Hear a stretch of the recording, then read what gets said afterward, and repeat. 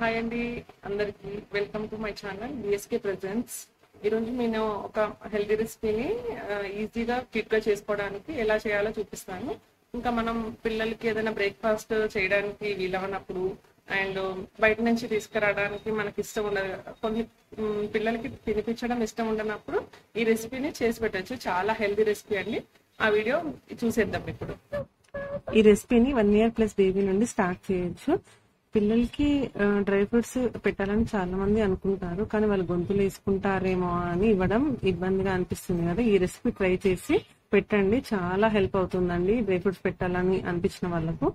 And ఈ recipe కోసం బాదం, జీడిపప్పు, ఖర్జూర, బెల్లం, అటుకులు అండ్ పాలు, ఓవర్ నైట్ డ్రై ఫ్రూట్స్ అన్నిటిని సోక్ చేసుకోవాలి. మాక్సిమం 8 hours అయినా సరే సోక్ చేసుకోవాలి.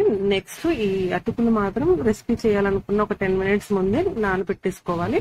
ఇలా డ్రై ఫ్రూట్స్ ని తొక్క తీసేసి నీట్ గా ఇలా ఉంచేసుకొని ఫస్ట్ ఓన్లీ బాదం, జీడిపప్పునే మిక్సీ చేసుకోవాలి. ఎందుకంటే అవి ఖర్జూరా కూడా వేస్తే త్వరగా మిక్సీ అవ్వదు అనమాట.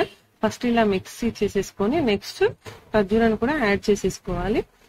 ఈ నానబెట్టేసుకున్న వాటర్ ని కూడా పడేయొద్దండి, అది కూడా యూజ్ చేసుకోవాలి. ఫస్ట్ మంచిగా నీట్ గా వాష్ చేసుకొని దాంట్లో వాటర్ వేసి ఆ వాటర్ ని కూడా ఈ రెసిపీ చేసేటప్పుడు యూజ్ చేసుకోవాలి.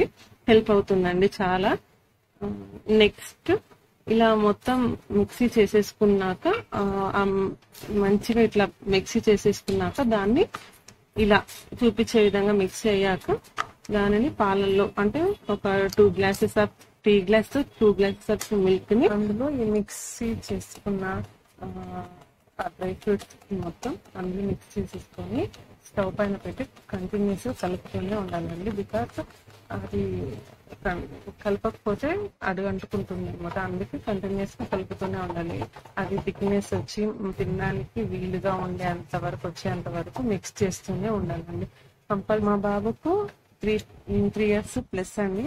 అయినా అప్పుడప్పుడు బ్రేక్ఫాస్ట్ చేయని రోజు కంపల్సరీ నేను ఈ రెసిపీ చేసి పెడతా. ఎప్పుడెప్పుడైనా హెల్దీగా చేస్తే తింటాడని.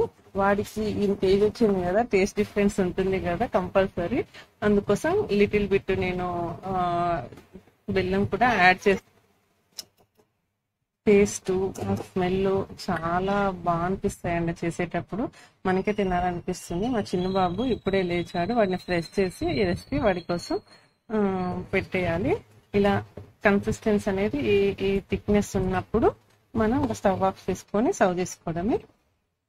అంతే, రెడీ అయిపోయింది. కొంచెం కొంచెం తీసుకోండి.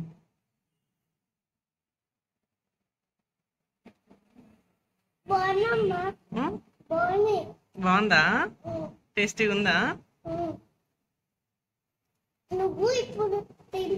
Thank you for watching. Please support me.